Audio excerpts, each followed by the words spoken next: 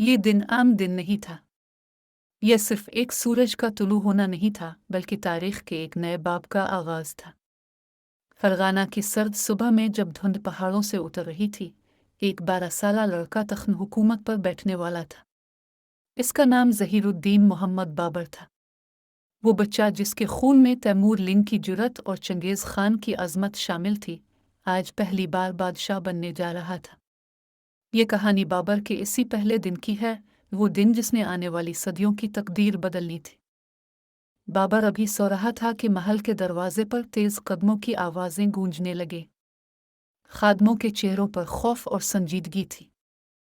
अमर Sheikh Mirza, Fergana का हुक्मरान और बाबर का बाप, अचानक एक हादसे में वफ़ात पा चुका था।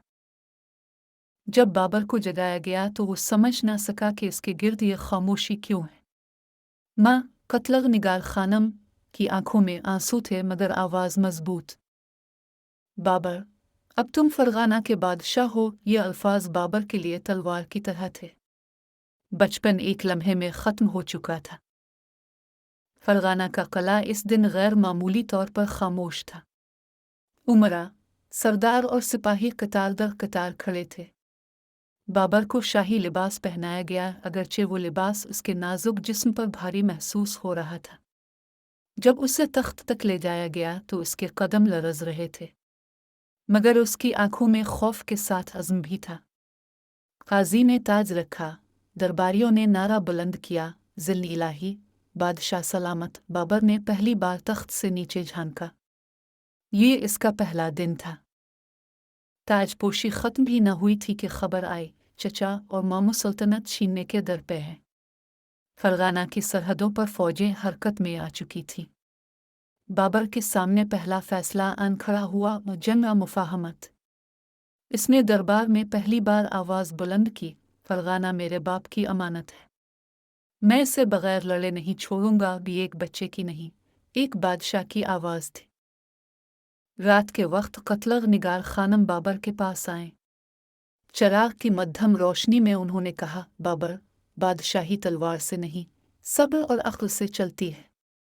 दुश्मन सिर्फ बाहर नहीं, अंदर भी होंगे। ये अल्फाज बाबर के दिल में उतर गए। यही इसके पहले दिन का सबसे बड़ा सबक था।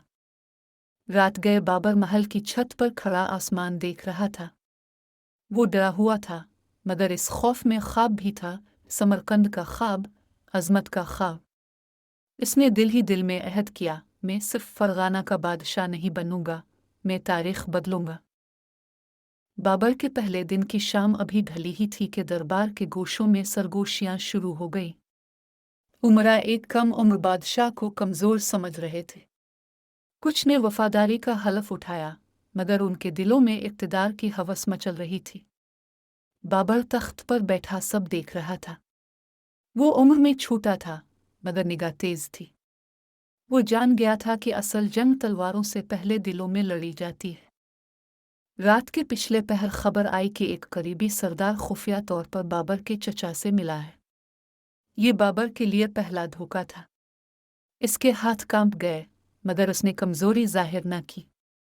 अगर आज मैं डर गया तो कल कोई मेरा नाम भी नहीं लेगा, बाबर ने खुद से कहा। इसने हुक्म दिया कि इस सरदार को फौरन दरबार में पेश किया जाए। बगैर शोर शराबे के खामोशी से इक़्तिदार का पहला वार खेला गया। ये बाबर की जिंदगी की पहली मजलिस जंग थी। नक्शे बिछाए गए, कलों की निशानदही हुई और दुश्मन की नक्लो हरकत पर गुफ्तगू हुई। बाबर ने गौर से सबकी बात सुनी, फिर कहा, हम तादाद में कम हैं, मगर अगर दिल एक हो तो तादाद मानी नहीं रखती। ये अल्फाज सुनकर कुछ बूढ़े उमरा चौंक गए। ये बच्चा नहीं, बादशाह बोल रहा था। कतलग निगार खानम ने बाबर को तन्हाई में बुलाया। बेटा, दरबार तुम्हें आजमा रहा है। याद रखो, रहम और कमजोरी में फर्क होता है, उन्होंने कहा। बाबर ने सर झुका दिया। ये इसके पहले दिनों की सबसे कीमती तालीम थी। बाबर ने फौजी छौनी का दौरा किया। सिपाही हैरान थे कि इतना कम उम्र बादशाह उनके दरमियान खड़ा है। मैं तुम्हें सोने का वदा नहीं करता, मैं तुम्हें इज्जत का वदा करता हूँ, बाबर ने कहा। ये वदा दिलों में उतर गया। सरहद से खबर आई कि दुश्मन की फौज हरकत में आ चुकी है। बाबर का पहला दिन अब सिर्फ याद नहीं रहा था, अब वो इम्तिहान बन चुका था। उसने आसमान की तरफ देखा और दिल ही दिल में कहा, अल्लाह, आज मेरा बचपन मुझसे ले लो, मगर मुझे हार ना दिखाना। रात गैर मामूली तौर पर खामोश थी। फरगाना के बाहर मैदान में खेमों की कतारें दूर तक फैली थीं। मशोलोहे की रोशनी में सिपाहियों के साए लरज रहे थे। बाबर अपने खेमे में तन्हा बैठा था। इसके सामने तलवार रखी थी, वही तलवार जो इसके बाप की निशानी थी। वो पहली बार जंग में उतरने वाला था। दिल में खौफ भी था और जोश भी। इसने कुरान उठाया, चंद आयत पढ़े और सर झुका दिया। ये उसकी जिंदगी की पहली रात थी जब नींद इससे रूठ गई थी। सुबह से पहले ही उमरा जमा हो गए। सवाल ये था कि लश्कर की क़ियादत कौन करे।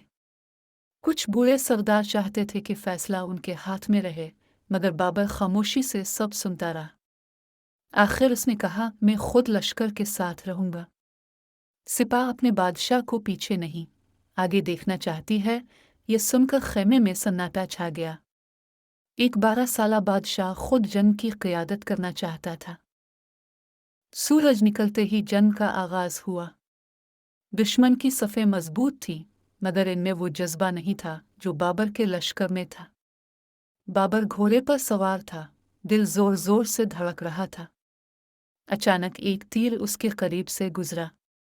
ये उसकी जिंदगी का पहला लम्हा था जब मौत इतनी करीब आए। इसने आंखें बंद की, फिर तलवार मजबूती से पकड़ ली। आगे बढ़ो, इसकी आवाज़ गूंजी। जंग के दौरान बाबर का घोड़ा लड़खड़ाया। एक दुश्मन सिपाही ने नेज़ा बढ़ाया और बाबर के बाजू पर जख्म आया। खून बहने लगा। सिपाही घबरा गए, मगर बाबर ने पट्टी बांधने से इनकार कर दिया। ये जख्म मेरी पहचान बनेगा, उसने कहा। ये जुमला सिपाहियों के दिलों में आग की तरह फैल गया। जब बाबर ने खुद को जख्मी हालत में भी लड़ते देखा तो इसका अपना खौफ टूट गया। अब वो बच्चा नहीं रहा था।